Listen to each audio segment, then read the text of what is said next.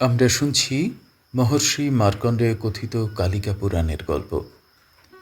আজ চতুর্থ অধ্যায়। কাহিনীর শিরোনাম মহাদেবকে কামের বশবর্তী করতে ব্রহ্মার উদ্যোগ।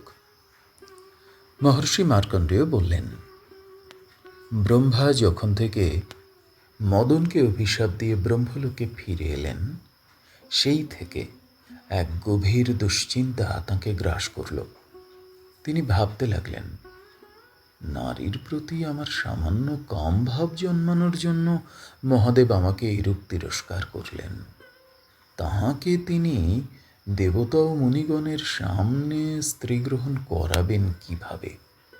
আর তাঁর হৃদয়ে চিরস্থায়ী হয়ে থাকবেন এমন রমণীই বা কোথায়?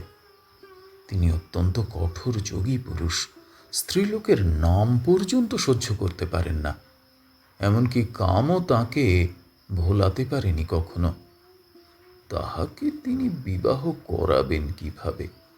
আর মহেশ্বর যদি বিবাহ না করেন, তাহলে বিশ্ব ব্রহ্মাণ্ডের স্বাভাবিক প্রক্রিয়া অর্থাৎ সৃষ্টি স্থিতি লয় চলবে কি করে?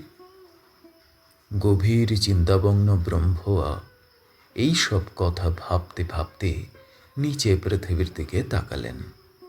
সেখানে কামদেব তাঁর স্ত্রী রতির সাথে সানন্দে অবস্থান করছেন। পিতামহ আবার সেখানে উপস্থিত হলেন এবং কন্দর্পকে বললেন, এই অপরূপা রমণীকে স্ত্রী রূপে পেয়ে তোমার শোভা বৃদ্ধি পেয়েছে, কিন্তু তোমার প্রধান কাজটি ভুলে যেও না যেন। জগতের হিতার্থে শঙ্করকে তোমায় প্রেমে ও কামে ভোলাতে হবে, যাতে তিনি বিবাহ করেন। তুমি ছাড়া ত্রিভুবনে এমন আর কেউ নেই যে মহেশ্বরের মতো সংযমী পুরুষকে ভোলাতে পারে। সুতরাং নিজের কর্তব্যে বিশেষ যত্নশীল হও। মদন ব্রহ্মার কথা শুনে জোড় হাতে বিনীতভাবে বললেন, হে প্রভু, আপনার নির্দেশ অনুসারে আমি অবশ্যই কাজ করব, কিন্তু আমার কাজের প্রধান অস্ত্র নারী। উপযুক্ত নারী ভিন্ন আমি সুলোপানিকে ভোলাবো কি উপায়ে? আমার পরেও তাঁকে ভুলিয়ে রাখতে পারে এমন নারী আপনি অবিলম্বে সৃষ্টি করুন, বা তাঁর সন্ধান দিন প্রভু, কারণ এমন রমণী ত্রিভুবনে আমার চোখে পড়ে না। কন্দর্পের কথা শুনে পিতামহ চিন্তামগ্ন হয়ে দীর্ঘশ্বাস ত্যাগ করলেন।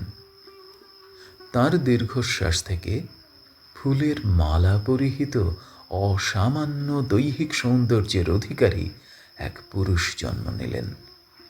তাঁর সৃষ্টিমাত্রেই সেই স্থানে মনোমোদক মৃদু সুগন্ধি বাতাস বইতে লাগল।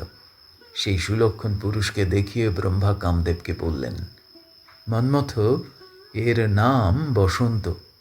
এই ব্যক্তি তোমার পরম বন্ধু ও সহচর হবে। অগ্নির যেমন বায়ু, তোমারও তেমন অবিচ্ছেদ্য সঙ্গী হবে বসন্ত। এই ব্যক্তি তোমার সাথে সর্বত্র গমন করবে ও তোমার কাজে সহায়তা করবে। যে কোনো উপায়ে মহাদেবকে মোহিত করে সৃষ্টিকে চিরস্থায়ী করো। আর তাঁকে ভুলিয়ে রাখতে পারেন এমন রমণীর বন্দোবস্ত আমি করছি। এই বলে পিতামহ অন্তর্হিত হলেন। পত্নী রতি ও বন্ধু সহচর বসন্তকে নিয়ে কামদেব পৃথিবীতে নিজের কাজে মনঃসংযোগ করলেন।